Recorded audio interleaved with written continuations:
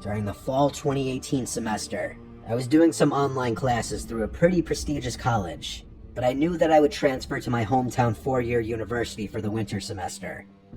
I still wanted to make some new friends though, so that I wouldn't feel alone, and maybe along the way it would be nice to meet someone to date, which is what happened.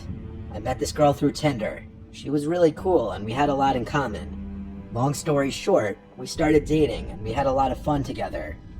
She wasn't from my hometown, and I had noticed that after she came back from Thanksgiving break, the way she behaved and her attitude had changed. She was always on the more sarcastic side, but now it just seemed mean. For example, the playful, flirtatious teasing had become way more aggressive. There was no physical harm, I should say that. It was just the kind of teasing that shouldn't be happening in a relationship. I just brushed it off as stress due to finals approaching. She eventually went back home for winter break. We always found ways to stay in touch every day, such as text, Snap, and occasional FaceTime, either once or twice a week. Once the winter semester started, I moved into an apartment because the dorms didn't seem that fun, and I had found something nice that was surprisingly cheap. Literally the night of the first day of classes, we decided to break up. Like I said, she was from a different state, and she was having a lot of trouble being away from home because she missed her family, friends, and pets a lot. Besides me and her roommate, who she didn't really get along with, she barely knew anybody in town.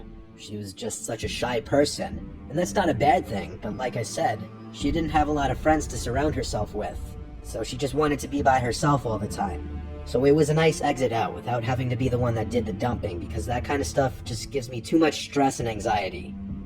A few weeks went by, and each day I felt a little less sad because when I looked back on the relationship, there were a bunch of issues that I had overlooked.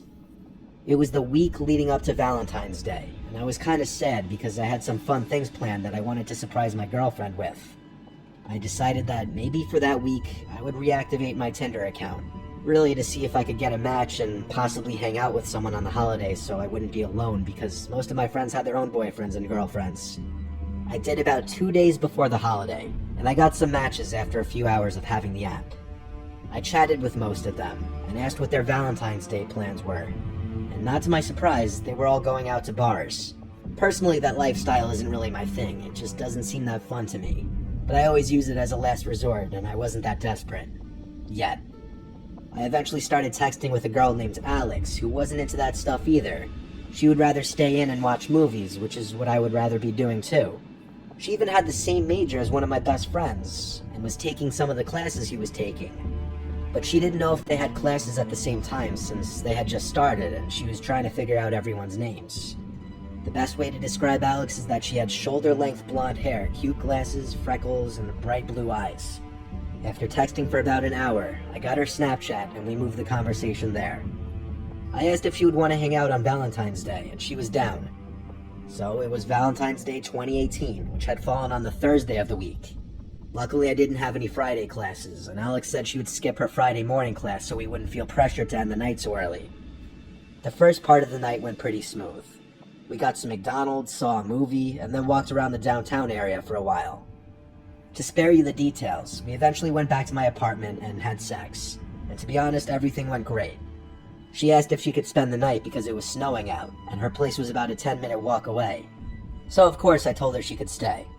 We eventually fell asleep around 1 a.m. I'm a pretty light sleeper, especially when there's someone else in the bed with me. Around 3 a.m., Alex woke me up as she was getting out of the bed, but I didn't make her aware that she woke me up. It was pretty dark in the room, but I could see that she was walking towards the bathroom. She turned the light on and shut the door so that it wouldn't seep into the bedroom. I was very tired, so I just went back to sleep. I awoke again around 5:30 a.m., and to my surprise, Alex wasn't in the bed next to me. I turned to see if she was still in the bathroom, but I couldn't see the outline of the light, so that meant it was turned off. I wasn't in too much of a shock yet. I was just curious as to where she was. So I sat up and grabbed my phone off my bedside table. I didn't have any text from her saying that she had left, but I was able to see that the clothes she'd been wearing earlier were still on the ground next to mine. So she was still here somewhere. I then heard a creak come from the other side of the bedroom. I could see that Alex was just standing in the corner, back facing toward me. I was really freaked out.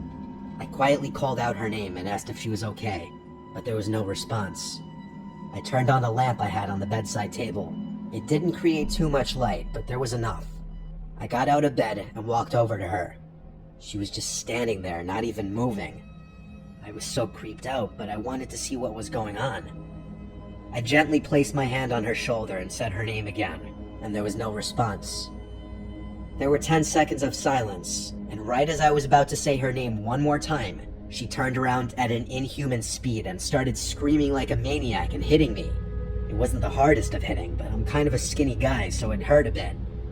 The scariest part is there was no emotion on her face at all. I backed up and fell over onto my bed, and she followed me, still screaming and hitting me. After about 30 seconds of this happening, she ran over to her clothes, grabbed them, and ran out of my apartment. I got off the bed and ran to my front door, which was left wide open, and she was gone. I shut it and locked it. I then noticed there was a horrible smell coming from the bathroom. The door was shut, and when I opened it, the horrible stench came out. I turned on the light and found the room in a mess.